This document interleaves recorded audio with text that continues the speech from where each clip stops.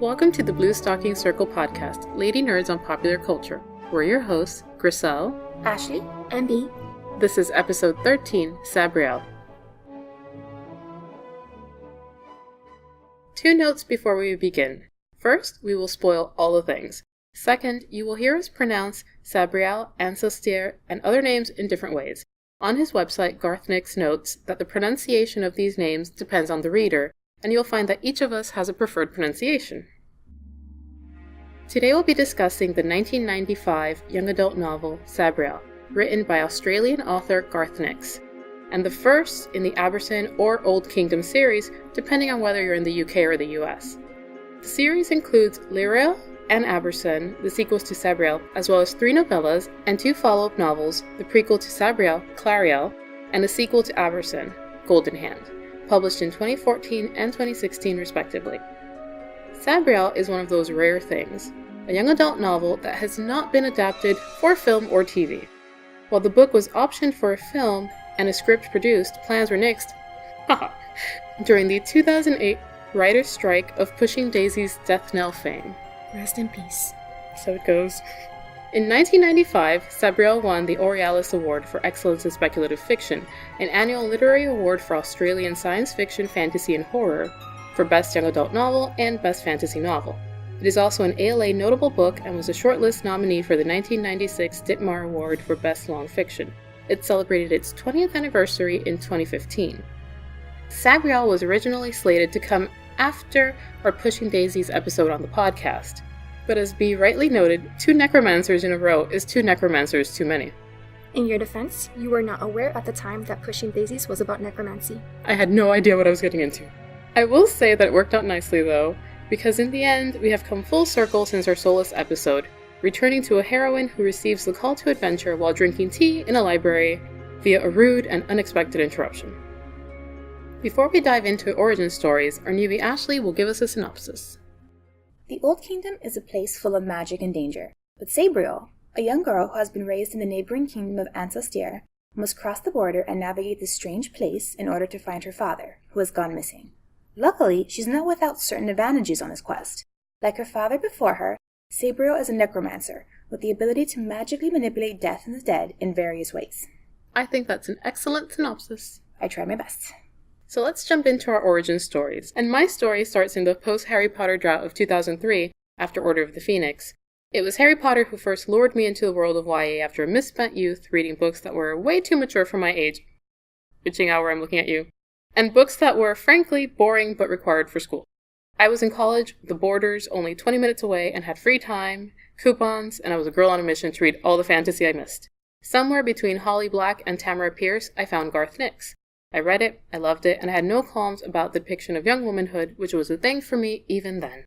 Reading it again, I now realize that I had glossed over the fact that this is essentially a zombie book, and read it as just another female adventure where the girl gets to do all the things. My origin story also starts with a bookstore. When I was a not-so-little girl routinely shopping for Gail Carson Levine books at my local Barnes & Noble, there was a very nice young woman who worked at the children's department. One day she saw me holding the 2 Princesses of Vamar and suggested another set of books that began with one titled Sabriel. She described it and pulled it off the shelf along with another book titled Lyra to show them to me, and she was very excited about them and told me she thought I would love them too. Listener, I did not buy them. I stuck with my princesses and left the necromancers on the shelf. I didn't read these books until after college, and I can't remember why I finally read them, but I did read them and she was right, I love them. And to the nice young woman who worked at the Barnes & Noble, which has long since closed, hopefully not because I didn't buy the Old Kingdom books. If you ever hear this, a belated thank you, and I hope you're doing well. As someone who also haunted Barnes & Noble and her local library on a regular basis, I know I've come across these books at one point because when we first began discussing Sabriel, I distinctly remembered the cover. There was a girl with the blue tunic thing, and she had, what, to me at least, appeared like long black hair, and there was a black background. I can't remember why I didn't ever read them because it seemed like something that would be right up my alley. I love fantasy and I love magic, but better late than never, right? I agree. That's why we're forcing it upon you. I would like our listeners to know that we've been having a passionate discussion about the length of Sabriel's hair on the old book covers for about a month now, I'd say. So we're going to have to post a poll on Twitter. You're right. I have a feeling I know what the poll results will be, but like I said, this is a mountain that I will die upon. Are you sure you're willing to do that? Yes. I've done the experiment, Ashley. I am firmly on the short hair side. I stood in front of a mirror and I held my hair out just like she has hers on the cover. Should we put a fan next to you and see what happens?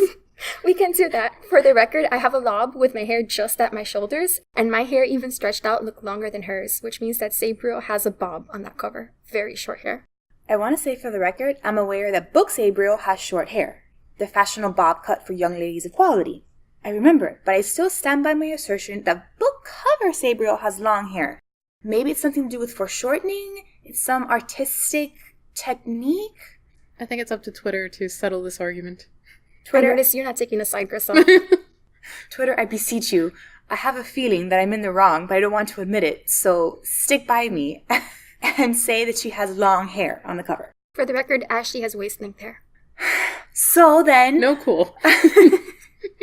So keep an eye out for that poll. But in the meantime, I'd like to wish us a lucky episode 13, which I find highly appropriate, given that this book centers on death and magic.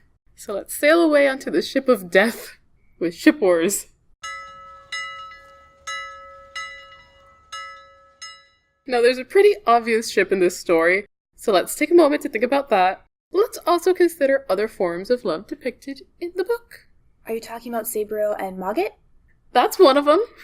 Because I will confess, if you are referring to Sabriel and Touchstone, I do not care for them at all. That is the ship it wants you to ship. It is an interesting ship, I would say. It's interesting, and I want to say I didn't care for them, not in the I don't like them, they're bad people sense, so why should I care? But more in the I just could not muster the energy to care about them. I understand that it's perfectly natural for the two of them to fall for each other. They were bonding during an epic quest, and there was death and destruction on all sides. Cool, I get it. I just never really got a sense of who Touchstone was. At least for me, he functioned more as a plot device than as a fully formed character. I was actually much more interested in Sabriel and Mogget's relationship. Was he actually going to kill her when the collar was released? Would he have felt bad afterwards had he succeeded? After almost killing her, did that give her license to finally be able to pet him since he seemed to be very pettable? These are questions that I wanted to know. I didn't really care about Touchstone enough to even generate questions about him in my mind. I do love Sabriel and Mogget, especially because Mogget, if you continue reading the series, is a constant across everything. Like from the prequels to onwards, he's just always there. And he kind of reminds me a lot of Calcifer. Yes. And how Sophie has a really close relationship with Calcifer, and the whole time he's kind of not the greatest, person to really be hanging out with. He may blow something up or something, but Mogget is still strangely loyal, but it may kill you if you come too close, like all cats. As a cat owner, I say this with pride, they will scratch you when you come too close. So I kind of take it that way. I also had a hard time with Touchstone and Sabriel. That's one of the things about the first time I read the book that I remembered that stuck in my head was the image of her finding him as the ship's mast, or wherever he is. Figurehead? He's a figurehead, yes. Oh, he was on the mast. So when she brings him back to life, it's kind of like a gender-swapped Sleeping Beauty, which I kind of enjoy. I think that it makes for an interesting dynamic. But even when I was younger, I remember not really buying into them. And the only other book that I kind of felt that way in the same sense that I read at the time was Graceling by Kristen Cashore. I don't know if you guys have read that one. I have. It reminds me a lot of this kind of a series where the girl also has some power. She meets this guy along the way. And you're kind of supposed to believe that they're invested in each other, but it doesn't really happen. It's just the feeling of the quest and going along with it. So I do also feel like there are some weaknesses to the story. I don't remember enough about the sequels, though, to say if it got better, but I know how it ended. So that's all I remember. In this Graceling sequels or in this series, in Sabriel. Okay. They're not the focus of the sequels. That's kind of what I feel like. They're just kind of like a side character later on. It's like Cal and Sophie in the sequels. There are other characters who take the leading role, but they're still in the background. They're present. I don't mind them. I didn't find it intrusive. I don't like them either. It's just kind of there. I did not remember that it ended with them professing their love to each other, which I didn't think remember this nowhere. either. I did not. It's fine. It wasn't a prominent subplot. It's not. It didn't take up much real estate in the story. Which I think we could say is also a positive thing about the book, because rather than turn it into the typical love story, it's not. They just kind of come together in that sort of people brought together by war kind of a sense. There is some attraction in the same way that you might say a nurse and a combat soldier might be attracted to each other in the First World War or something like that. because it's kind of that time period also. So I'm sure that there's supposed to be some parallels to, fantasy war and real war. So it works for me in that sense, in the idea that there's this love story, but it's not the main focus of the book. It doesn't force the girl into the role of pining paramour. I much prefer it this way than if we were to get 500 pages of pining. Yeah. I appreciated that as well. She loves her father. She's on a quest to find her father. And I like the fact that even though she met this guy and she may or may not be falling for him, never once does her focus really shift from finding her father, who has raised her, to this person that she's known maybe for a month by the end of it. I'd say like a couple of weeks. weeks. Yeah, because they meet and then they spend like a week at sea, and then there's a little bit more traveling, and then it kind of all wraps up. Right. So I did appreciate that. Yes, it's not a pining. It's not a, oh, I meet a guy, so all of a sudden my focus is on him and not her. Like I said, I didn't hate him. It was just one of those things where I actually found it kind of interesting that the one-dimensional character was the guy and not the girl, and I kind of appreciated that. I could tell from the very beginning that he was going to be a bastard son. I didn't think he was going to be the bastard son of the queen instead of the king. Yeah. That was a nice little twist. I'm very much appreciative of all the little switches in what normal tropes would do. You would expect, yeah. Yeah. I knew he was going to do something about that, especially when he says, oh, the queen had 4 children. He talks about the 2 daughters and then... Roger. We'll say Roger because I cannot say his full name. Caragor. Roderick. Roderick? Mm-hmm. I hate that name. I understand Caragor, but we're going to go with Roger. So I'm like, okay, wait a minute. 2 + 1 is 3. He said 4. Chekhov's gun means that I knew he was going to be the last one, and I knew that he was going to be the sign, and of course he and Sabriel were going to get together in the sequels. I kind of figured that was going to happen. I got all that. It was telegraphed pretty obviously. Not everything has to be so twisted, Westworld-y. But you know what this means? This book has far-off places, daring sword fights, magic spells, and the prince in disguise. So does that mean this has become your new favorite? What other book fits all of those? The 10th Kingdom. Oh! There's no magic ring. Oh, yes, there is a magic ring! Oh my god! But this magic ring doesn't sing, so it's so much better. But it has a bell. But a bell is different. A bell chimes. A bell doesn't sing. Should I demonstrate? No. To go back to your point, Ashley, he's very much the love interest. The gender roles in this book are flipped completely compared to the typical young adult novel. Touchstone even does the whole typical cliche female love interest thing where she kisses the hero on the cheek for luck. He does that to her. Oh, that's true. He does. He does. I didn't notice that. Oh, he is so the damsel in distress. He is. He totally is. I like him so much more now, looking at him like that. If he's gender norm swapped or gender norm bent or something. There are no gender norms. There are no gender norms. Ooh, there are no gender norms. This is fantastic. I find it interesting this is a novel written in 1995. Another good point. Mm-hmm. Did you also notice that Sabriel's the one wearing the pants, and he's literally walking around in a kilt and earrings? I hadn't made that connection, but that's a good one. I didn't notice that. Oh, this book is so much better than I realized. They need to make a movie because that is a striking visual that we don't get to see much. That is a striking visual, and she has the short hair, and I think he's implied to have slightly longer hair. The curls. Mm-hmm. Was it growing during the 200 years? That No, he was frozen. No, I think he it's just just had the style of his time. Okay. Because he tries to put on pants, and he can't. Like, he's not accustomed to that kind of style. Because he's been frozen for like 300 years or something.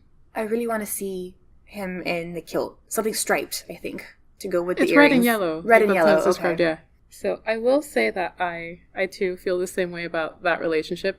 I think the more striking relationship in the story is, as you said, that Sabriel is so dedicated to her father.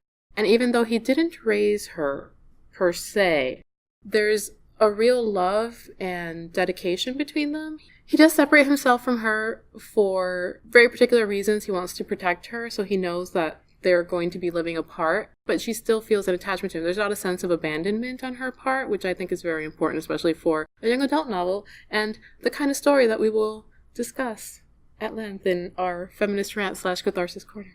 No, I do like that. I feel like a lot of fairy tales, young adult novels, we will dive into this in Catharsis Corner, Feminist Rant, but that idea of where if you have a young protagonist, especially if it's a young female protagonist, she and the father have to have a difficult relationship. Or there must be a stepmother. They must be unable to communicate at even the basis level. Mm-hmm. That's just kind of what you get. So I like the fact that they talked and that she got annoyed with him at the end. She's like, I've gone through all this and you're just, running towards the gate so we can, save the kingdom. You understand why. It's very much, I thought, a realistic depiction of what that type of relationship would be. So I like them a lot. I really wish that I could get more of their backstory, like those 5 years. So do I. I just want to know what happened. Where did he come from? Where did he come from? Where did he go? What did they do for the first 5 years of her life? Like, I feel like that's a whole prequel right there that I'd be really interested in reading. They must have had adventures. I don't know. I think he had her in the house for most of the time whenever she went. I don't think so. I think Sabriel was reflecting on the fact that she spent her early years with the travelers, as she called them. Okay, right. Yeah. With the lady and the guy that they have in the beginning. Right. Yeah. There's dim and dusty memories or something. I feel that's really interesting. I want to hear more about that relationship because you don't get much of that. I read an ebook version of the book this time, and it included little tidbits of an interview with Garth Nix after almost every chapter. Did you have that in your copies? No, I didn't have that. I just had a straight ebook. In the prologue, the little tidbit included at the end is that he says that the book was meant to be about the father, about the Abhorsen. But then he realized the little girl, the baby, was so much more interesting than this grown man that he made the book about her instead. Well, that's an interesting take, yeah. I feel like I want to know more about Garth Nix, honestly. And on the question of where Sabriel came from, Garth Nix said, Sabriel grew very much out of the story. Sometimes people ask me, why did you write a strong young woman character? I just thought she was more interesting than if she was a young man. I'm annoyed at the people who ask, why did you write a strong female character? Because I hate that phrase, strong female character. But good for him. Like you said, I really do want to read now more about Garth Nix. I know, I'm intrigued by his standard here, and I didn't make these connections the first time I read it because I was too young to notice. I don't think I would have noticed either had I read it as a teenager. So let's dive into Feminist Rant. So we sort of touched on this already, but one of the things that I liked about this book, and which is not a rant, but an anti-rant, is that Sabriel is also a girl who is of age. Sex is touched upon in the book, and so are marriage and the idea of a working Abhorsen, especially a female Abhorsen. So what are your thoughts on the overall depiction of sexuality and femininity in the book, especially given what we just talked about with Touchstone? I loved it. That was one of the things I wanted to discuss. I love the fact that they discussed sex in the book in pretty obvious terms. I mean, there wasn't anything graphic and they didn't do anything but kiss on the cheek. They kissed once at the end. Maybe? Several times. They kissed a few times. She bit him. Yeah. She did bite him. You and your biting books. Okay, there wasn't anything too graphic. But Sabriel mentions not having the ancestral version of sex ed until she turns 15. Given that many YA stories end with like a happily ever after kiss, and that's kind of it. Except for Twilight, but that's a whole separate rant. That's a whole thing that we do not have time for in this episode. It was really nice to have 2 teenagers / young adults, because I'm not quite sure how old Touchstone is. He strikes me as being pretty young. He's rather naive. I thought he was a little bit older, but just kind of regretful. I would say he was like 19, 18, around her age. I kind of aged him to a 21. Okay, so we'll say 2 teenagers / young adults. Insert your preferred age for Touchstone here. They actually act like teenagers and young adults and think about sex. That was really cool. I also love the fact, speaking as someone who grew up in a place where sex ed was not really an important part of the curriculum, and you had to use euphemisms for everything, and you couldn't discuss actual medical terms for things, the fact that in this book, she says, oh, Touchstone has a circumcised penis. I was like, oh, good for you. Good for Garth Nix. Good for actually using words to mean what they mean and not having to come up with some really weird, staff member thing that you have to... Dangly bits. Dangly bits, yes. I was really impressed by that. I wonder now, is Touchstone Jewish?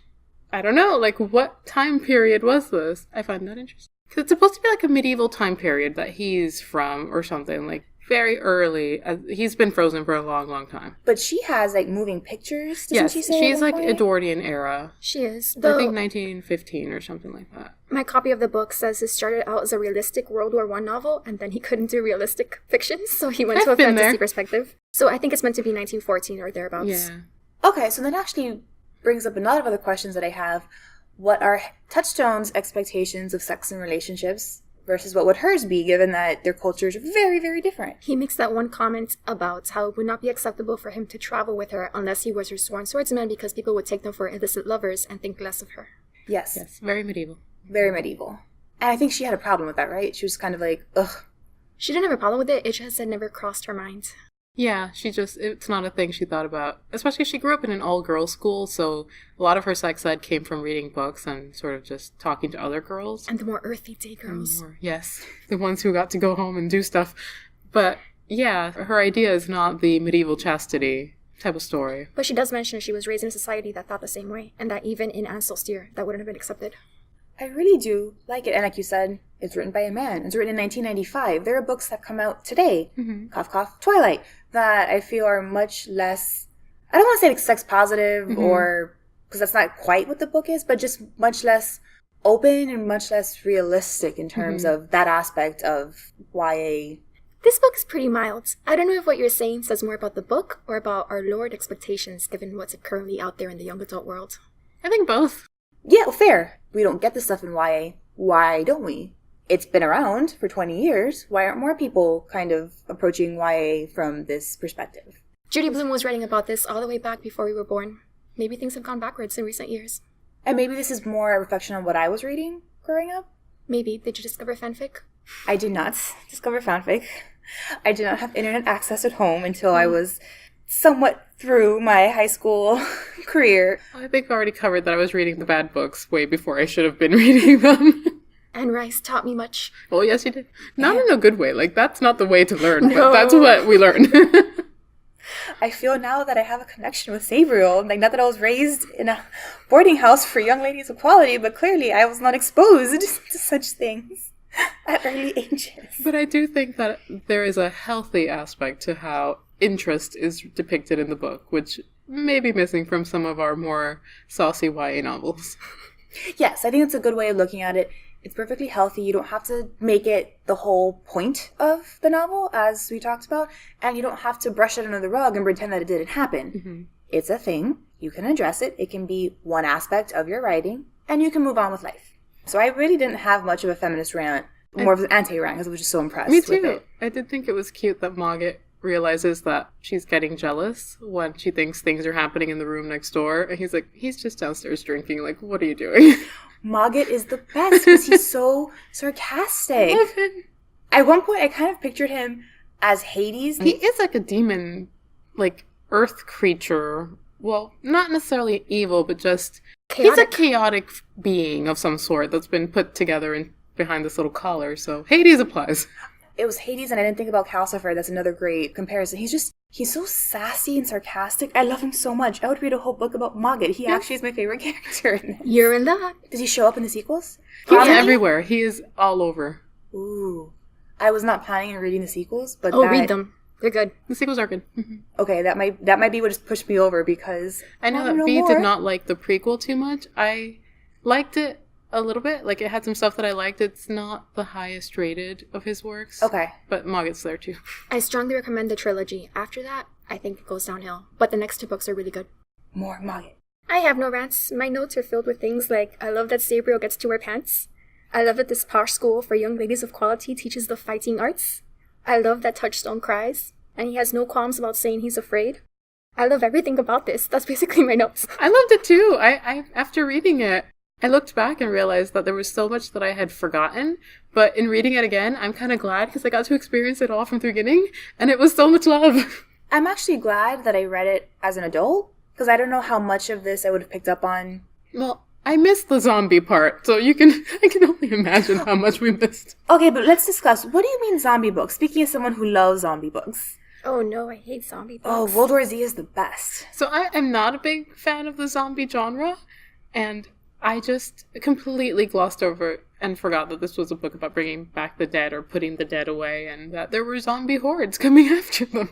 So what did you retain of this book? 'Cause that's like 90% of the plot. I know! That's what I'm saying! I forgot most of it. I just remembered a general feeling of enjoyment. Are they zombies, though? They didn't want to eat brains. They're the undead. But I feel like the undead is different from zombie. This might be a whole other conversation we can have, perhaps in a Halloween-themed mini-sode. What defines a zombie? According to Derrida, and here we go into my literary theory background, it's a creature that is neither alive nor dead. But zombies eat brains. But they don't have to. Are we considering Chuck from Pushing Daisies a zombie then? Because she's neither alive nor dead. She is alive. She is alive, though. I'd say she is dangerously close to peril. I would consider her alive. So would I. So I don't know that I would consider her a zombie by that definition. But if we did, I would have a problem with that definition because I don't think of her as a zombie. I don't think of her as dead. I think of her as alive, unless she has a fatal encounter with Ned's finger. There are so many ways I know. we could go with that, but we're just going to gloss right over it. Because a zombie, you can't live with zombies. Zombies are going to come after you and shamble and or run, depending on if you're watching a Romero or 20 Days Later. But the undead, you theoretically could live with, because they're not out to get you, they're just undead. I think you're talking poltergeists. I'm thinking vampires. No, poltergeists We're all thinking in different directions. This has turned into a whole other kind of show. Vampires work too, but they will eat you, sort of. Vampires are the undead. They're a very specific subset of the undead. Mm-hmm. Agreed. But they're still not zombies. How did we get No, here? they're not. Or not the undead, because she said it was a zombie book, and I'm pushing back. Is this the rant? Is this where we've gone? Are you gonna die on this hill too? I am poking at the holes of this argument. You're dying on a lot of hills today, Ashley. Okay, but I feel much more. Twitter, zombie or not? I feel much more solid on this hill. This is not a hill made of sand. No. This is a very solid hill. Zombies and the undead are two different things. Sure. We can go with it. I think you're just placating me, but that's okay. We can move on. Well, now that our rant turned into general praise, let's change course and go into Catharsis Corner. Now, it's been over 10 years since I read this book, so I must admit one of the reasons why I chose this work was because I wanted to revisit this world. And I have to say I have no complaints. Overall, I thought it was a great experience. Reading it as an adult, particularly given my experiences with writing and reading as a craft now, I found myself enjoying it for the story and the style, but I would like to know more about your reactions. And maybe I was a little too charmed for my own good. If I'm being very nitpicky, very, very nitpicky, it's that the book doesn't have one joke in all 400 plus pages. It's an extremely serious, melancholic work, but that's not a complaint because that's just the tone of the story. I loved it. I don't have any major complaints either, aside from maybe one thing. Is it the dead mother? It is the dead mother! I would hereby like to introduce the Bluestocking Circle's official dead parent tally, in which we count how many dead mothers and fathers our protagonists have. Since it's the first time we do this tally, let's go back to the start and correct me if I missed any dead parents. Going all the way back to what started this whole thing, Episode 1, Solace, protagonist Alexia Tarabotti, one dead father. Episode 2, Firefly and Serenity, protagonist Malcolm Reynolds, parent status unknown, but correct me if I'm wrong, Ashley.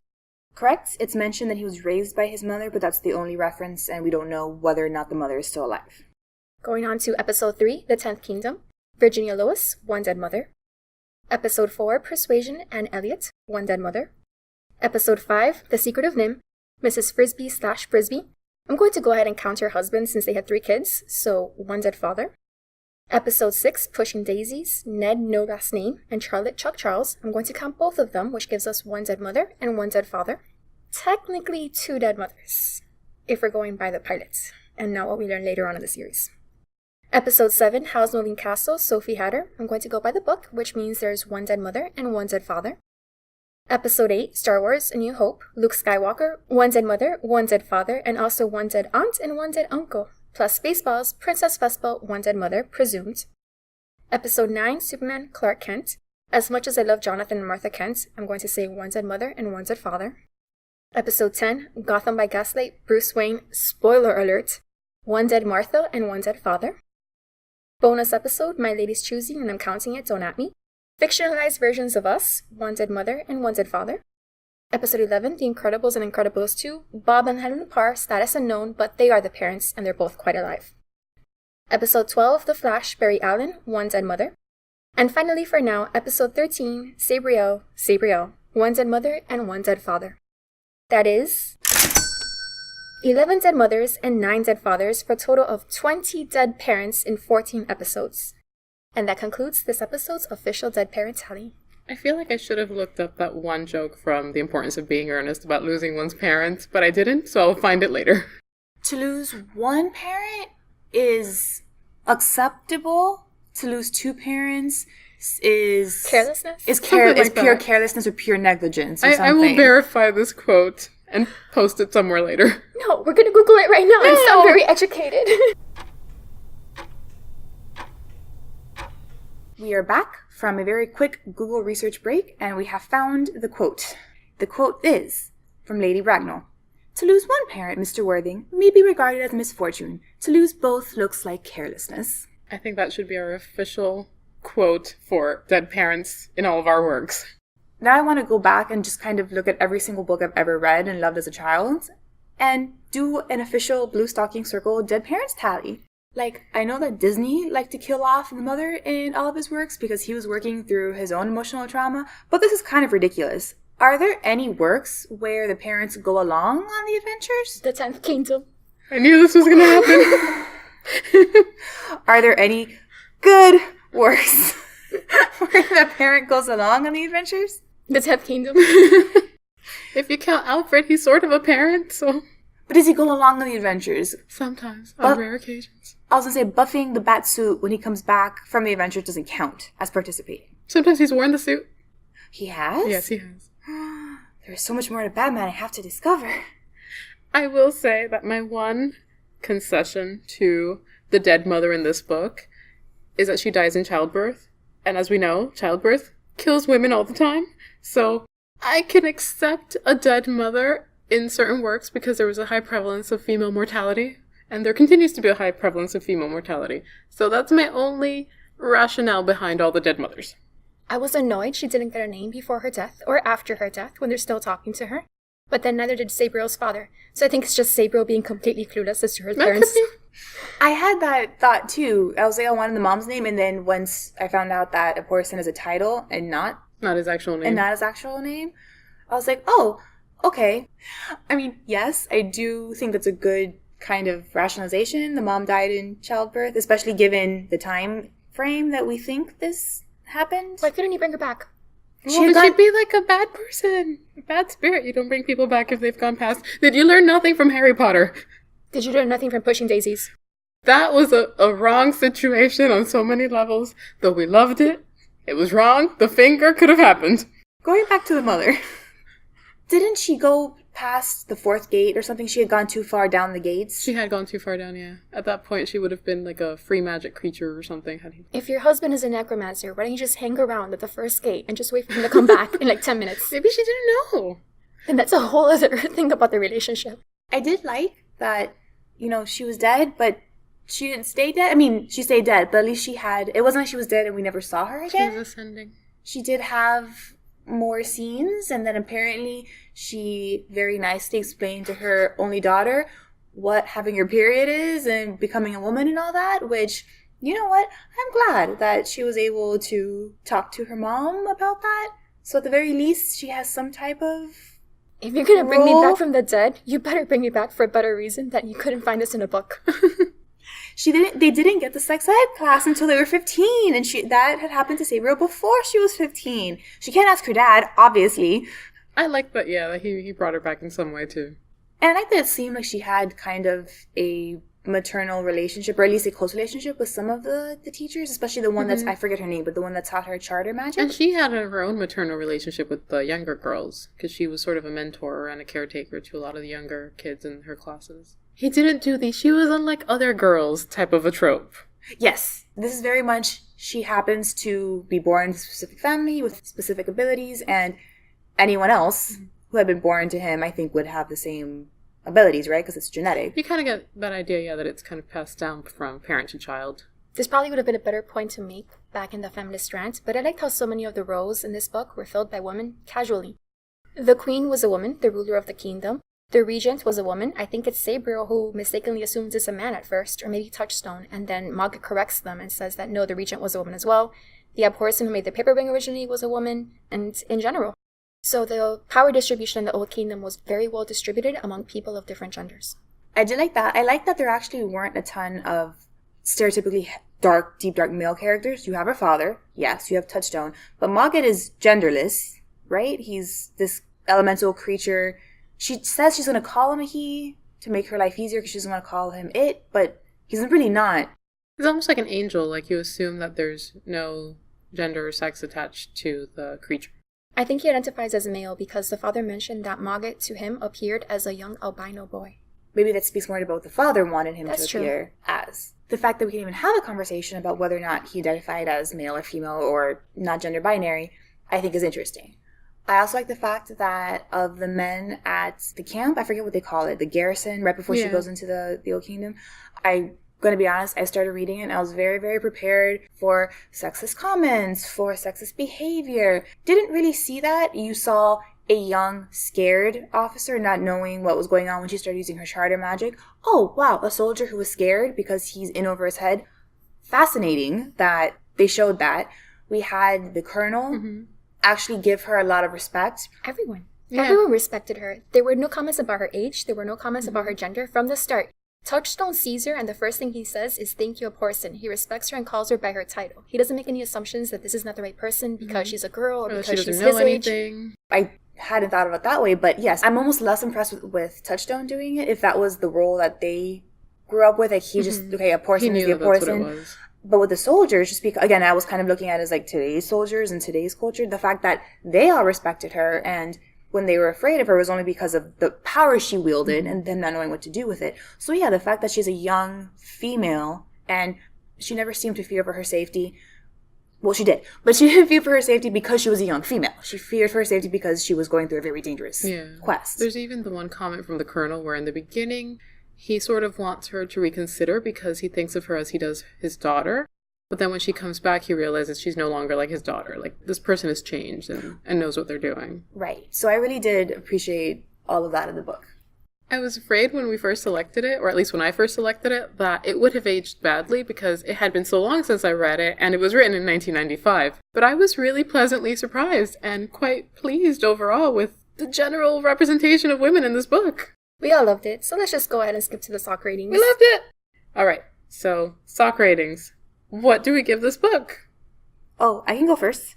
You have to, you're the newbie. I am going to go first because I'm a newbie. I actually am going to give it a 5.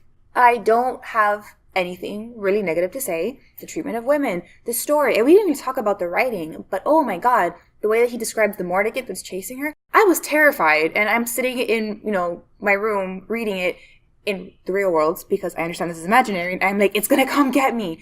The writing is really lyrical, it's beautiful, it's very evocative, it's very emotive. I actually would recommend this book to everyone, and I think it's going to become one of the books that I recommend to people when they ask me favorite authors, favorite books. I really am very secure in my decision to give it 5 socks. I would even give it 5.5 socks if we did that. That's how good it was. And that's really high praise. I'm glad I finally introduced you to this book because I was so surprised you had never read it before. I'm telling you, I almost want to go back in time and tell my younger self, pick it up, read the book about the girl with the long hair. You're missing so much. Girl with the long hair. And she goes straight to the sequel because I know that's not referring to Sabriel. I had to throw that in there. I am not going to give it a 5, but I am going to give it a 4.5 socks. This book is practically perfect in every way, and I was just goaded into using that phrasing by Grissel as a hint as to my next pick for the Adored Autumn. Out of curiosity, what would give it the other half sock rating? This is not a book that I feel emotionally attached to. Okay. I saved my 5s for things that have been formative to me in some way, and even Superman and Pushing Daisies didn't get a 5 for me. So if I didn't give those a 5, I'm not giving Sabriel a 5. I can respect that. No, totally cool. As we've discussed before, the sock ratings are, at least mine, are completely not at all following any sort of rubric. They're all highly biased and completely unobjective. I can respect both these ratings. I myself will give it a 5. I did not remember the details, but I remembered that I enjoyed the writing a lot, and this is one of the books that inspired me to become a writer when I finally started taking a dive into writing at a more serious level. Again, despite the fact that I did not remember the plot details, I remembered the writing being very evocative, and reading it again, I kind of got lost in the craft, as Ashley said. Like, he's very good at creating emotion and atmosphere, and you kind of start to picture this world where, these gates are and this foggy landscape and the sound of the bells. So I loved it, and I think it's one of my favorite books, despite the fact that I can barely remember it, but I'm glad that I read it again. So, based on the 4.5, the 5.5, and the 5, does this make Sabriel our highest rated sock rating? I am not allowing the 5.5. But even without the 5.5, I think it's still really high. It's tied to Howl's Moving Castle by Diana Wynne Jones, the book, before I modified my rating because I was so upset at the sequels. Either way, I'd say that's a really good rating. Yeah, it's an excellent rating. Good company, because, again, Howl's Moving Castle, the tie is there. maybe we just like House has Calcifer and this has Mogget. Maybe I think we like snarky sidekicks that could kill you. Yes, if you annoy them properly. I have no strong feelings about either Mogget or Calcifer, but I just like capable young women saving the day. That's a good one too.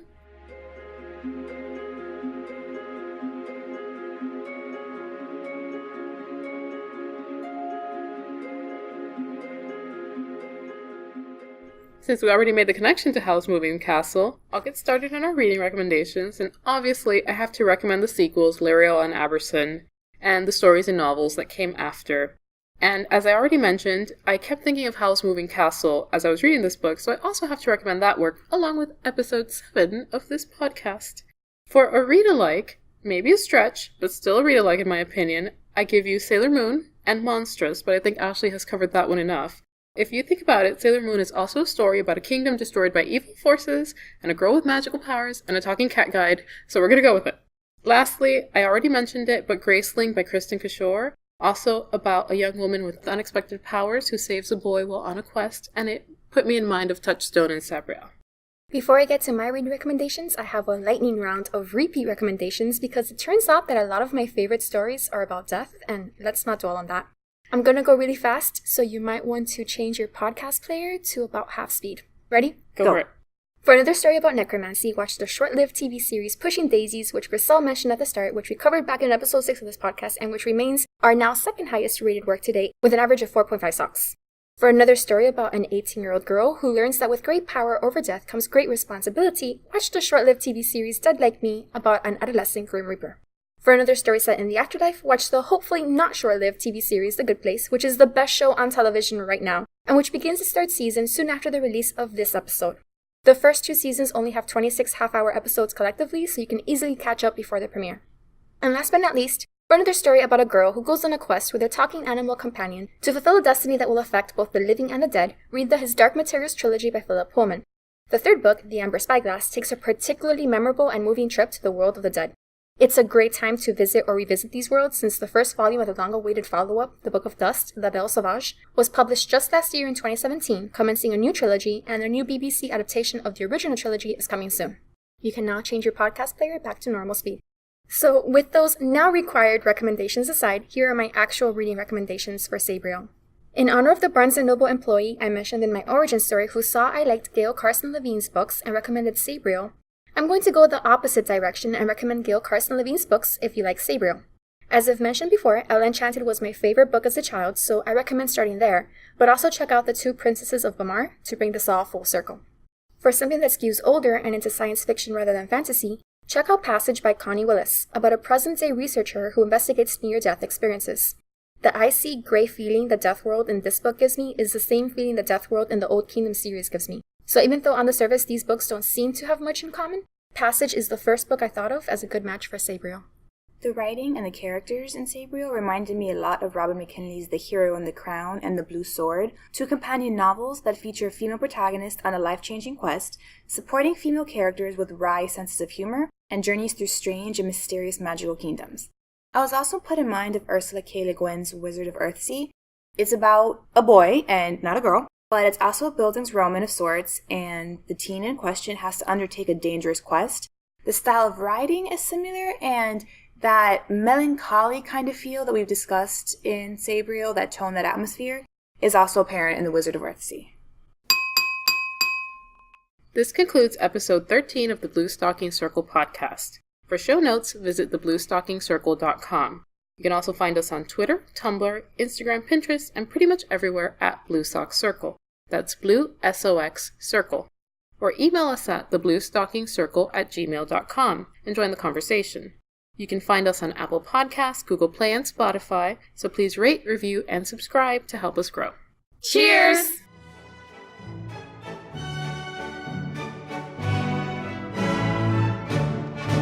She's been waiting to do this all episode. You should see the face she has right now. Was that Rana? Sereneth? I say it's Sereneth. I say Sereneth. Rana's a much lighter tone in my head. And it's still going. It will keep going. It's a very fine-tuned bow. This is why I didn't let you ring it at the start. You're welcome.